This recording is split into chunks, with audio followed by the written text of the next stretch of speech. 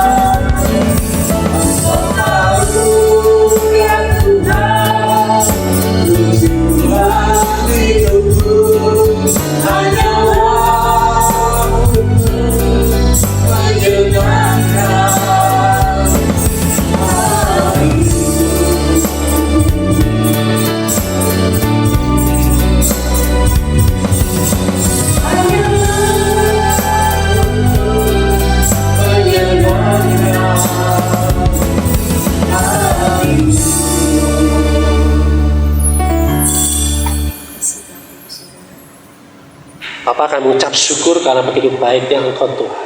Sehingga pada hari ini kami merayakan semua pekerjaan-pekerjaan baik-Mu. Kami merayakan semua apa yang sudah Kau kerjakan dalam hidup kami Tuhan.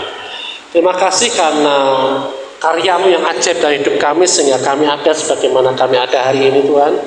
Dan kami mau sepanjang hidup kami terus Tuhan menikmati kasih-Mu Tuhan. Bapak kami ucap syukur Tuhan Yesus.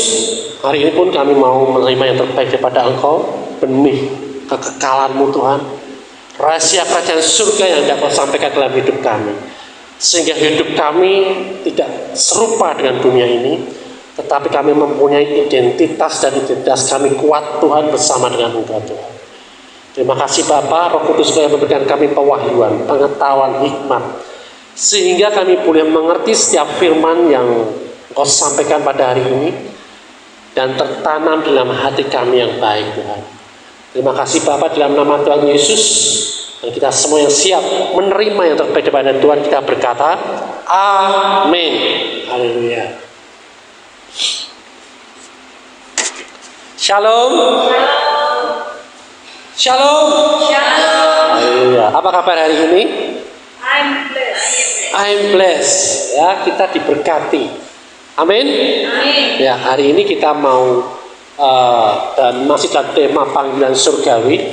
Ketika kita menerima panggilan surgawi, banyak hal yang harus kita siapkan dalam hidup kita. Sehingga apa? Sehingga panggilan surgawi bukan terus kita jadi pendeta, penginjil, dan lain sebagainya.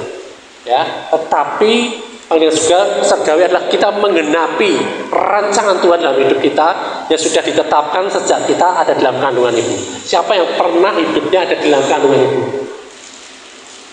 Siapa yang pernah hidupnya ada dalam kandungan ibu? Ya, di dalam kandungan semua tuh, nggak ada yang bayi tabung tuh. Amin. Ya. Nah, kita belajar tentang kuasa identitas. Kuasa identitas, ya. Karena apa? Kuasa identitas ini sangat mempengaruhi kita mengalami promosi demi promosi dalam kehidupan kita. Promosi apapun juga. Ya, promosi apapun juga. Baik itu di dalam bisnis, pekerjaan, panggilan, pelayanan, dalam keluarga, di dalam kesehatan, semuanya. Jadi ketika saya bilang tentang promosi, ya, itu so life, semua kehidupan kita, semua bidang kehidupan kita. Amin. Nah, kita mau belajar gini. Kenapa hal ini kita ajarkan di gereja ini? Ini kalau sebenarnya ini kurikulum namanya Spirit of Excellence. Roh yang unggul, ya. Kenapa? Supaya apa? Supaya gini, supaya kita nggak ngalami apa yang orang-orang apa ya, katakanlah nabi-nabi dulu alami gitu. Orang-orang yang dalam Alkitab dalam waktu perjanjian lama itu alami gitu. Nggak seberat itu. Amin. Kita belajar supaya kita nggak ngalami jatuh bangun, bangun jatuh dan jatuh lagi. Ya, tapi yang kita alami yang dikatakan firman Tuhan, kita dibawa pada satu kemuliaan kepada kemuliaan yang lain. Amin. Amin. Ya. Nah, kita mau belajar dari Daniel dan teman-temannya. Ya. Nah, ceritanya gini, Daniel ini dan teman-temannya itu salah 4, bukan salah satu ya, salah 4. Ada 4 orang ini, ya, yang pada waktu itu Israel itu dikalahkan oleh kerajaan Babel. Ya, dan raja siapa? Nebukadnezar. Ya. Nah, kerajaan Israel dikalahkan sehingga mereka dijajah oleh Babel dan semua orang-orang Israel itu jadikan harus bekerja paksa di sana. Ya. Nah, jadikan budak. Ya. Tetapi kita mau belajar dari 4 orang ini, dari Daniel, kemudian Hananya, Misael, Asaria yang ada di Babel. Ya. Nah, mereka dipaksa belajar menyesuaikan diri dengan budaya kerajaan penyembahan berhala. Di kerajaan penyembahan berhala ini semua Allah disembah, yang mereka anggap Allah. Tapi anehnya apa? Allah orang Israel nggak mereka sembah, satunya. Ya. Artinya tidak ada yang mungkin mereka ini dewa-dewa mereka ini nggak bisa menyamai Allahnya Israel. Tetapi mereka nggak mau tunduk sama Allahnya Israel. Mereka mau orang-orang Israel yang mereka jajah ini tunduk pada dewa-dewa mereka. Selama 3 tahun mereka dididik, diajari budaya Babel, budaya penyembah berhala. Ya. Nah, tetapi puji Tuhan, mereka, ya, Daniel, Hanaya, Misael, Asaria, itu mereka tidak pernah meninggalkan identitas diri mereka. sebagai apa? Umat Allah. Ya, bahkan sampai nama mereka diganti oleh orang Babel. Daniel artinya apa? Allah adalah hakimku. Ya, Daniel diganti namanya jadi Belsasar. Ini semua nama-nama ini nama-nama untuk dewa-dewa mereka. Hananya Allah itu murah hati diganti Sadrah. Misael artinya yang seperti Allah diganti Mesah, dewa Mesah, ya, supaya menyembah dewa Mesah. Asaria artinya apa? Yang ditolong oleh YHWH atau Tuhan, ya, diganti namanya jadi Abednego, ya, penyembah dewa Nebo, ya, seperti itu. Ya, kalau baca lengkapnya di kitab Daniel 1 ya, ayat 7 ya, itu semua diceritakan. Nah, saya nggak mau baca itu karena banyak sekali. Nah, tetapi mereka tidak melupakan identitas asli mereka meskipun diubah secara lahiriah. Ya, secara lahiriah, secara fisik, secara nama, pekerjaan, penyembahan, kiblat yang mereka diubah. Tapi mereka tidak berkembang di situ. Ya. Nah itu, jadi kita mau belajar tentang identitas diri, itu menentukan. Sampai pada akhirnya apa? Mereka menjadi orang-orang yang terkemuka di kerajaan itu. Tanpa harus merubah identitas mereka yang benar. Tanpa harus merubah penyembahan mereka pada Allah. Ya. Nah, kita buka Roma 12 ayat 2. Ya, Roma 12 ayat 2. Roma 12 ayat 2 dikatakan seperti ini. Janganlah kamu menjadi apa? Serupa dengan dunia ini. Loh, jangan menjadi serupa dengan dunia ini. Loh, Pak Sam, aku kan tinggal di dunia. Bedanya apa? Aku dengan orang lain, teman-teman sekantorku, teman-teman pekerjaanku, teman-teman gerejaku, bedanya apa? Ya. Nah, tetapi berubahlah oleh pembaharuan budimu, sehingga kamu dapat membedakan manakah kehendak Allah, apa yang baik, yang berkenan kepada Allah, dan yang sempurna. Kalau tadi Daniel dan teman-temannya, ya, dari dia penyembah Allah, dari mereka punya hubungan dengan Allah, mereka diubah, iblis mau mengubah mereka menjadi penyembah dewa, penyembah berhala. Tetapi mereka tetap ada di dalam penyembahan. Hari ini, ya, kita tadinya tidak menyembah Allah, jangan kaget, ya kan? Sepertinya dulu kita menyembah Allah, tapi ternyata nggak nyampe, gitu, ya. Pikiran kita, hati kita dipenuhi dengan segala sesuatu yang ada di dunia ini. Kemudian kita mengalami yang namanya lahir baru, ya. Nah, ketika kita sudah lahir baru, kita diciptakan di dalam Kristus, dikatakan kita bukan berasal dari dunia ini. Nah, ini kuncinya. Kalau kita bukan berasal dari dunia ini, berarti kita harus berbeda dengan dunia ini. Amin. Ya. Nah, supaya gimana caranya kita bisa berbeda dari dunia ini? Secara lahiriah, secara roh kita sudah berbeda. Ya. Tetapi secara lahiriah, bagaimana caranya? Roma 12 ayat 2 ini. Berubahlah oleh pembaharuan budimu, sehingga kamu dapat membedakan. Kalau kita berubah akal budi kita, pembaharuan akal budi kita dirubah oleh firman Tuhan, ya, dikatakan apa? Kita bisa membedakan mana kehendak Allah, apa yang baik, yang berkenan pada Allah, dan yang sempurna. Amin. Kita bisa membedakan di situ. Kita bisa membedakan, oh iya, aku ternyata berbeda pandanganku dengan dunia ini.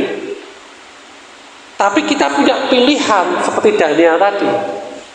Dia punya pilihan, aku mau tetap ikut dengan identitas baruku, tentang Tuhanku, tentang firman-Nya Dia, atau aku ikut Babel, penyembah berhala. Itu pilihan. Ya, Tuhan tidak memaksa mereka. Hari ini kita juga sama. Ya, kita sudah mengerti yang baik, kita sudah tahu perbedaannya dengan dunia ini. Pilihan kita sama, mau tetap dengan identitas baru kita, Apa kita kembali ke identitas lama? Yang identitas lama itu sebenarnya dikatakan sudah mati. Dikatakan old man, orang yang sudah tua, yang sudah mati. Siapa mau hari ini membangunkan orang mati? Mau bangunin orang mati? Hah? Nah ya, jangan sampai kita dulu yang sudah mati tahu lagi, ngeri itu, ya. Jangan sampai itu, ya. Nah, tapi sering orang Kristen melakukan itu semua, ya. Karena apa? Nggak ngerti bahwa dia punya identitas yang baru, yang sudah ada lengkap sempurna di dalam roh dia, ya. Nah, setan, siapa yang kenal setan? Ya, iblis, ya, apapun itu, dia berusaha memaksa kita mengikuti cara pikir dunia. Karena dunia ini buahnya dia, buah karyanya iblis dunia ini. Jadi kalau kita sekarang tahu, kalau kita mengikuti aturan dunia ini, berarti kita mengikuti karyanya iblis. Simpel seperti itu, saudara. Dan iblis mau dengan tekanan-tekanan yang ada di dunia ini, dengan masalah-masalah yang ini, kamu harus belajar dari masalah itu yang selama ini didengung-dengungkan. Kamu harus belajar dari pengalaman. Kamu harus belajar dari penderitaanmu. Kalau kamu nggak menderita, coba dong kamu menderita supaya kamu ini ngerti kebenaran. Ini yang selama ini didengung-dengungkan oleh dunia. Gereja pun melakukan itu. Tapi kabar baiknya PCC tidak mau melakukan itu. Amin. Ya. Kita nggak mau ikut arus dunia. Ya, Dania dan teman-temannya menolak meniru sistem Babel pada saat itu. Hari ini kita juga sama. Tolak itu semua. Ya. Oh, dunia mengajar ini. Firman kok mengajarkan ini. Kalau aku ikut firman, jangan-jangan aku dikatakan sombong. Jangan-jangan aku dikatakan sok rohani. Aku berjalan dengan iman, berjalan dengan kaki, dengan sepatu aja rasanya berat, ya. Berjalan dengan iman piye carane? Nah, makanya perlu pembelajaran, perlu pemuritan supaya apa? Itu manual buku kita, ada Alkitab supaya kita bisa berjalan di dalam iman. Amin. Ya. Nah, mereka mempertahankan identitas rohani sebagai anak Allah.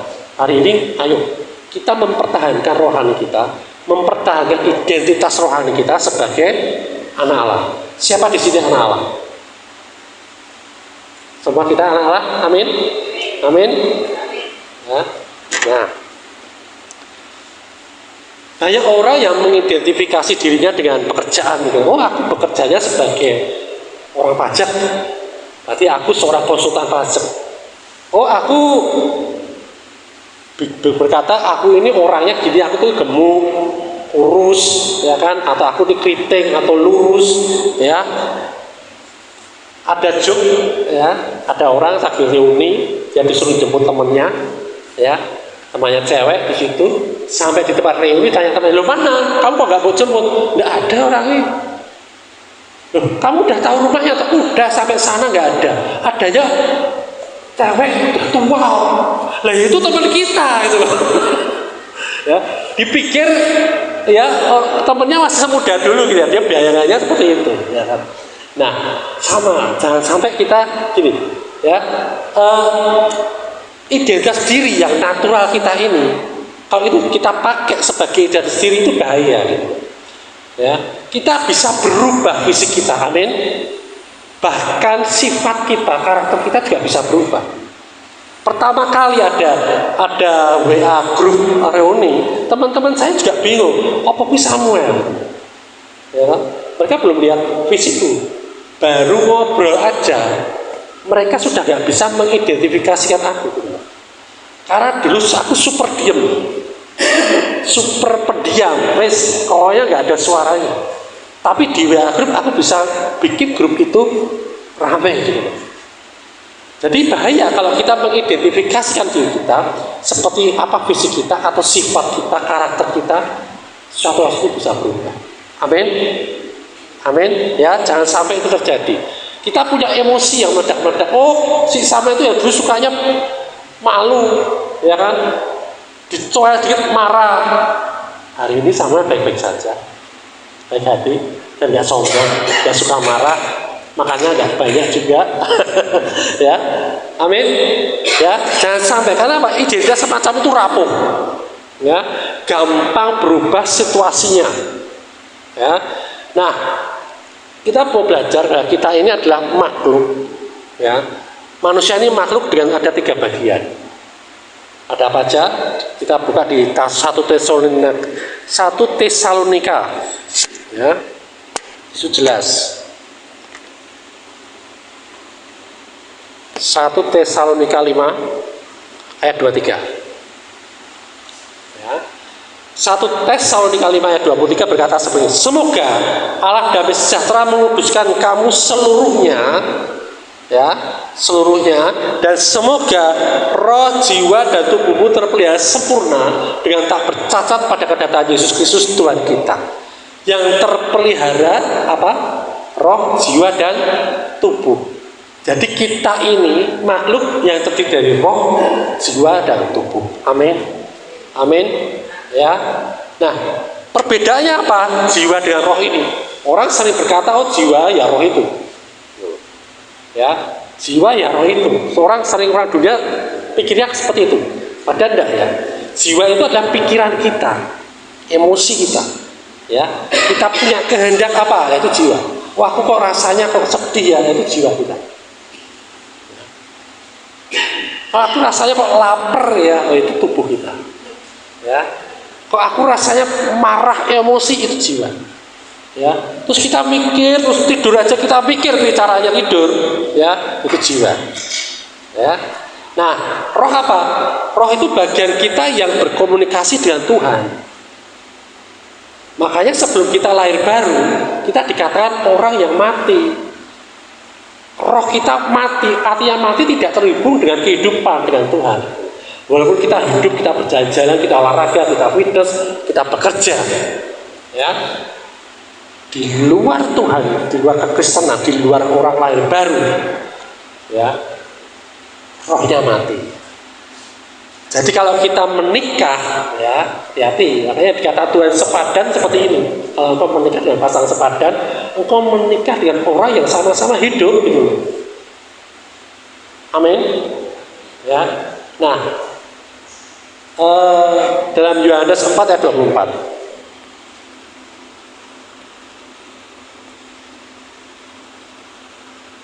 Yohanes 4 ayat 24. Ya, sudah ketemu, amin. Allah itu roh, dan barang siapa menyembah Dia harus menyembahnya dalam roh dan kebenaran. Jadi kalau kita mau menyembah Allah, kita harus hidup roh kita, dan roh kita selalu menyembah Dia. Amin. Ya. Jadi firman Tuhan itu apakah tadi roh dan jiwa katanya satu? Padahal enggak, ya kan? Kalau kita buktikan Ibrani 4 ayat 12 sekarang. Ya. Ibrani 4 ayat 12, ya, dikatakan seperti ini. Sebab firman Allah hidup dan kuat dan lebih tajam daripada pedang bermata 2 manapun. Ia menusuk amat dalam sampai memisahkan jiwa dan roh, sendi-sendi dan sumsum. Ia sangat membedakan pertimbangan dan pikiran kita. Ya. Jadi pikiran, kehendak, emosi itu di jiwa. Pertimbangan kita, hikmat kita yang dari Allah itu dari jiwa kita bisa dipisahkan. Artinya memang terpisah, gitu. Ya. Kita harus ngerti, oh ini kehendakku, ini kemauanku, aku mau marah, tapi kebenarannya aku damai sejahtera dan sukacita. Mau berdiri di mana? Mau ada di mana? Iso atau paksa? Kalau lagi marah, apakah kita bisa milih? Ya bisa. Orang gila aja bisa milih. Dia mau gila mau waras, gitu. Ketika dia ngerti, ketika dia dipisahkan oleh firman Tuhan, ya, dia ngerti. Ya. Memisahkan jiwa dan roh. Firman Tuhan itu memisahkan itu artinya apa? Bukan terus jiwaku di sini, rohnya di sana, enggak. Tetapi kehendak jiwa kita dan pertimbangan roh kita yang daripada Tuhan itu terpisah. dipisahkan, nggak sama lagi. Ya. Dulu roh kita mati, ikutin jiwa aja, marah ya marah, jengkel ya jengkel, ya kan? Susah sedih ya susah sedih, gembira ya gembira. Tapi ketika kita ada di dalam roh yang hidup, roh kita ini selalu berbuah damai sejahtera, selalu berbuah kasih, selalu berbuah iman, selalu berbuah kesetiaan, selalu berbuah pengendalian diri. Nah, kita mau milih mana? Amin. Ya, pilihan ada di dalam kita masing-masing. Nah, bagaimana identitas baru kita dalam Kristus? Ya, di dalam 2 Korintus 5 ayat 17 sampai 18 dikatakan apa?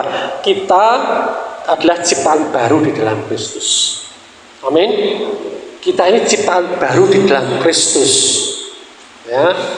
Nah, roh kita diubahkan bukan tubuh dan jiwa kita secara fisik. Dulu sebelum lahir baru kita kurus, setelah lahir baru ya nggak terjadi gemuk ya. Nah, roh kita yang diubahkan, ya, kita diberi hati dan roh yang baru, kata Yeskiel. Ya. Di dalam Roma 6:4 dikatakan dengan demikian kita telah dikuburkan bersama-sama dengan Dia. Dikuburkan itu berarti mati apa hidup sih? Dikuburkan itu mati apa hidup? Mati toh, jangan dibikin hidup lagi. Bersama-sama dengan Dia oleh baptisan dalam kematian. Jadi orang berpikir dengan firman ini berpikir, oh iya, aku lahir baru ketika aku dibaptis. Enggak, ya. Di sini dikatakan apa? Dikuburkan bersama-sama dengan Dia, bukan ketika kita dibaptis. Ya, tapi dibaptis oleh baptisan dalam kematian. Kematian siapa? Kematian Kristus. Ketika kita dibaptis, kita tidak mati. Itu fisik kita. Itu perbuatan iman kita yang ada di dalam roh tadi. Ya, jadi baptisan itu tidak menyelamatkan kita. Orang enak aja dibaptis, tapi dia nggak percaya pada Tuhan Yesus, percuma aja. Ya. Ada teman saya juga mengalami itu. Dia memang nggak percaya dengan Tuhan Yesus. Artinya nggak percaya dengan Tuhan Yesus, dia nggak percaya Yesus itu Tuhan. Dengan sombongnya dia biasa ya. Pasal saya dibaptis, oh puji Tuhan. Berarti kamu sudah terima Yesus sebagai Tuhan Yesus selamat. Saya nggak ditanya itu nih Pak Sam. Waduh. Nah itu.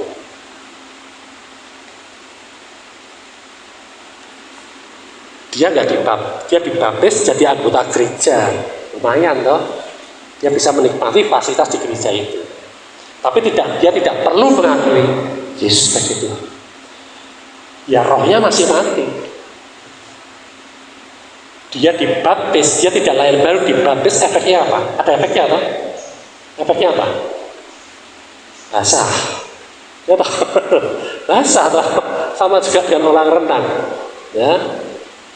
Oke, supaya sama seperti Kristus. Sudah kalau kita udah mati, supaya sama seperti Kristus telah dibangkitkan dari antara orang mati dan oleh kemuliaan Bapa. Demikian juga kita akan hidup dalam hidup yang baru. Jadi ketika kita yang baru, kita mati bersama dengan kematian Kristus. Kemudian kita hidup di dalam kemuliaan Kristus dan kita mengalami hidup yang baru. Nah, iman kita itu dilakukan, dikerjakan, karena iman tanpa perbuatan adalah kosong, mati. Iman yang seperti itu dikerjakan apa? Dengan baptisan. Amin. Amin. Jadi sebelum orang dibaptis, dia sudah lahir baru. Ya. Nah, itu identitas kita. Nah, identitas kita sekarang setelah lahir baru adalah identitas yang hitam. Hitam dengan siapa? Sama dengan siapa? Kristus. Ya, buktinya apa? Roma 8 ayat 29 yang kita buka. Roma 8 ayat 29. Dikatakan seperti ini, sebab semua orang yang dipilihnya dari semula, mereka juga ditentukannya dari semula untuk menjadi serupa dengan gambaran anaknya, supaya ia, anaknya itu, menjadi yang sulung di antara banyak saudara. Amin.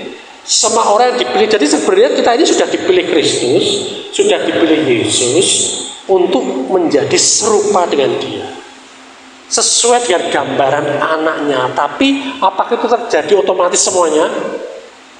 Tidak toh. Ya, kita sudah sudah rohnya sudah serupa, sudah lengkap, sudah sempurna ketika kita lahir baru. Tetapi apakah kehidupan kita sudah sama seperti dia?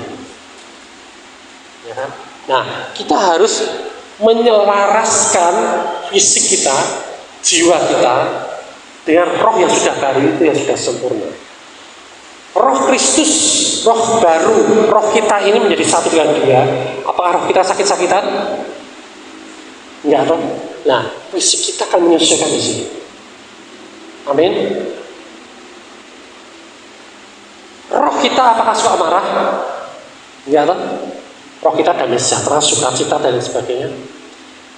Nah, jiwa kita akan menyesuaikan di sini.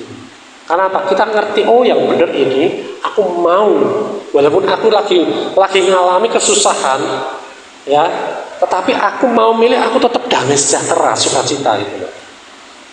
Sesederhana itu. Gampang? Enggak, ya gampang. Saya sampai sekarang juga masih belajar. Tapi sederhana. Amin. Ya. Nah, kasusnya, contohnya siapa? Nggak usah jauh-jauh. Yesus. Ketika dia dicoba iblis. Ya. Iblis ngomong apa sih dalam Matius itu? Ya. 2 kali dia ngomong, jika engkau anak Allah. Iblis tahu nggak dia anak Allah? Tahu nggak? Tahu. Ya.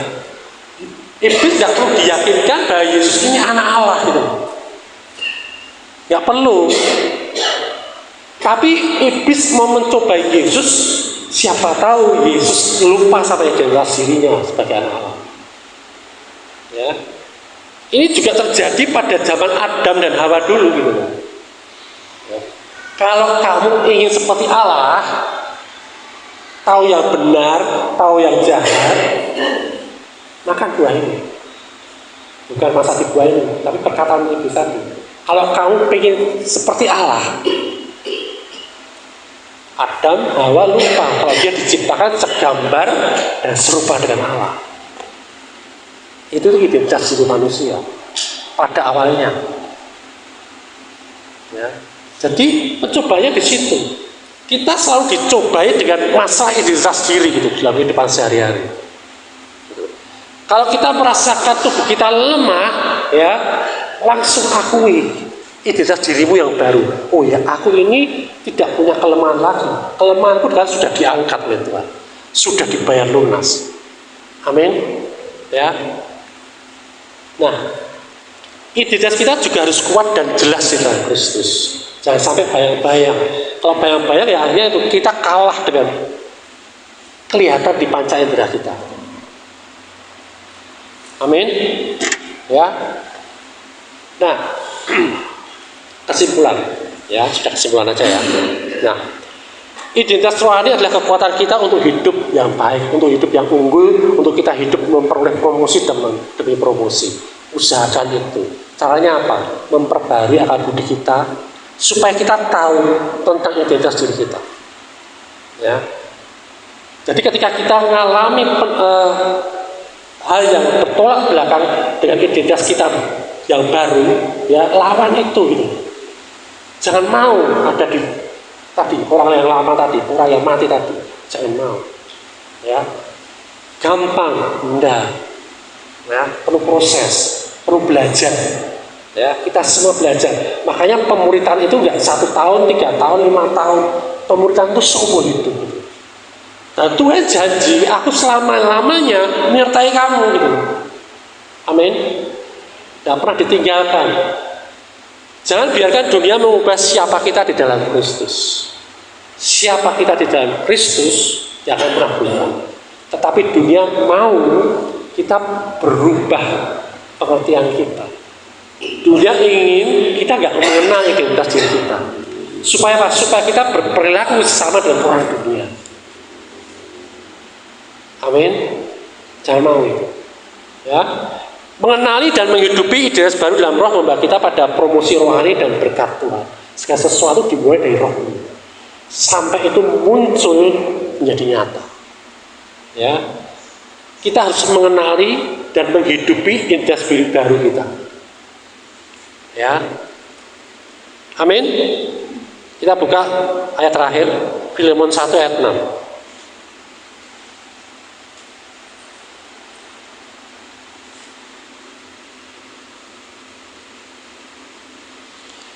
Mu dan kita diganti aku.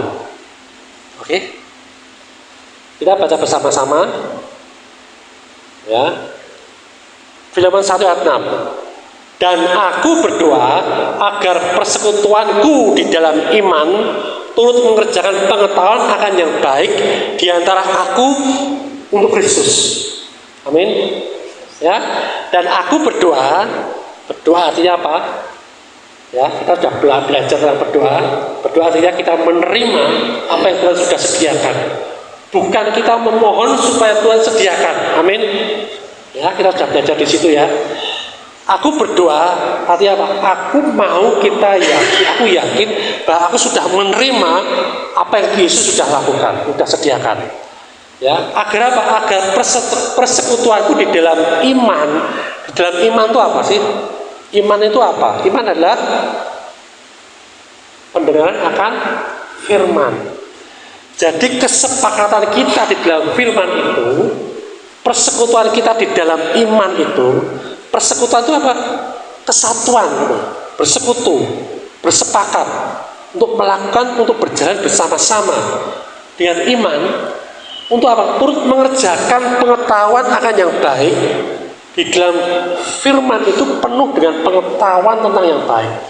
Pengetahuan yang baik bukan berasal dari masalah kita. Gitu. Kalau ada orang-orang sahabat Tuhan bilang belajar dari masalah, jangan mau. Hanya sedikit persentase orang yang bisa menang dari masalah karena belajar dari masalah. Ya. Coba mikirnya gini. Misalkan kita ada di dalam peperangan nih, ya. Aku sebagai komandan perang, aku rekrutin anak-anak. Ayo masuk jadi tentara. Nanti kamu perang, ketika perang kamu belajar nembak ya.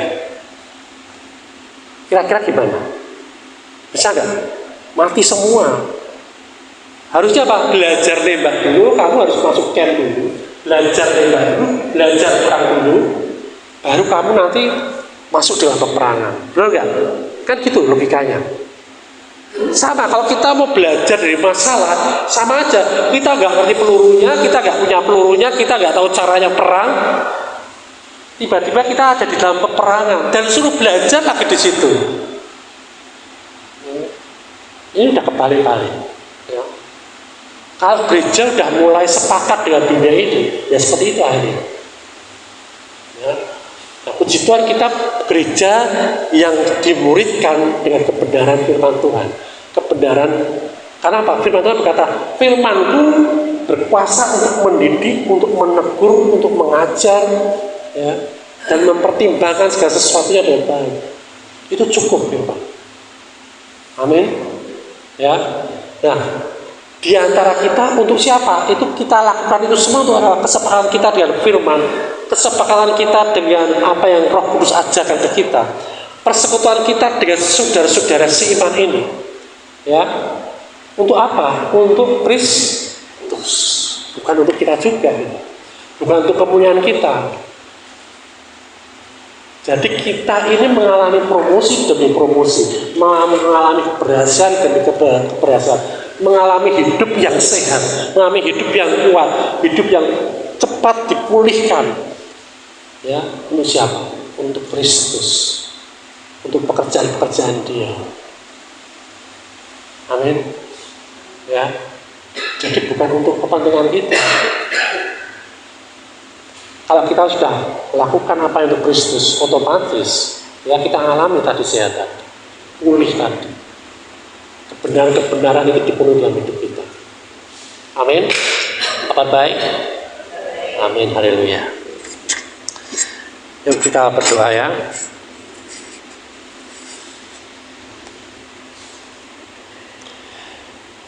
Bapa, kami ucap syukur dan terima kasih karena Engkau begitu baik pada kami. Engkau sudah memberikan kami roh yang baru, roh yang sama seperti Engkau. Tidak hanya itu juga Tuhan, tetapi roh yang menyatu dengan roh-Mu Tuhan.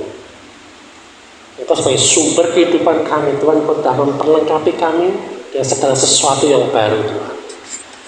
Segala sesuatu yang luar biasa dalam hidup kami Tuhan, yang kami peroleh di dalam Engkau. Kami ciptaan baru di dalam Engkau. Kami diperlengkapi dengan seluruh persenjataan kealahan yang ada dalam hidup kami. Kami dipenuhi dengan kuasa Roh Kudus yang sanggup membangkitkan segala sesuatu yang mati. Engkau Allah di pihakku. Ketika Engkau ada di pihakku, siapa yang dapat melawan aku? Engkau mengatakan Engkau tidak akan pernah meninggalkanku dan Engkau tidak pernah membiarkanku. Banyak hal Tuhan yang aku mau belajar tentang Engkau Tuhan, yang apa yang Engkau perbuat dalam diriku, dan itulah identitas diri kami Tuhan, anak-anak-Mu Tuhan. Sehingga kami mengalami pemulihan demi pemulihan, kami mengalami soul life, hidup yang berkemenangan seluruh hidup kami Tuhan. Kami terus mau belajar untuk Kau muridkan. Roh Kudus, Engkau tidak usang-usang untuk mendidik kami, Engkau dengan penuh dengan kesabaran dan kerendahan hati mendidik kami. Dan kami mau Tuhan terus belajar Tuhan. Untuk semakin hari kami mengalami kesempurnaan di dalam Engkau Tuhan, menjadi serupa seperti itu. Itu perkataanmu dan kami mau Tuhan. Terima kasih Bapak, kami ucap syukur. Terima kasih untuk ibadah hari ini Tuhan. Berkati jemaatmu yang sudah hadir. Berkati bisnis pekerjaan mereka, pelayanan mereka, kesehatan mereka, keluarga mereka. Berkati Tuhan. Jadi kami mau bersukacita terus memberitakan kabar baik, memberitakan kabar baik karena perbuatan baik-Mu dalam kehidupan kami Tuhan. Berkati jemaatmu yang tidak hadir hari ini. Kami percaya Tuhan, mereka pun mengalami kebaikan daripada Engkau Tuhan. Terima kasih Bapak, kami ucap syukur dan kami mau sudahi ibadah hari ini Tuhan. Dan kami mau terima berkat daripada Engkau. Mari kita berdiri dan terima berkat daripada Bapak.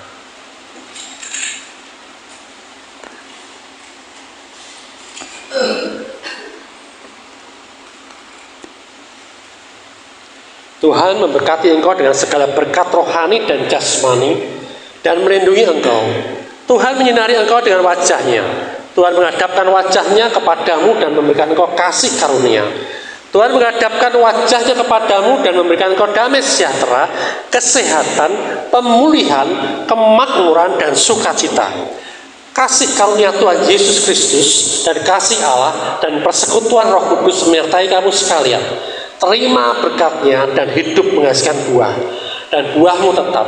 Dan kita semua yang telah menerima seluruh berkat dari Bapa dan dari Tuhan Yesus Kristus, kita sepakat berkata, Amin. Haleluya. Merdeka.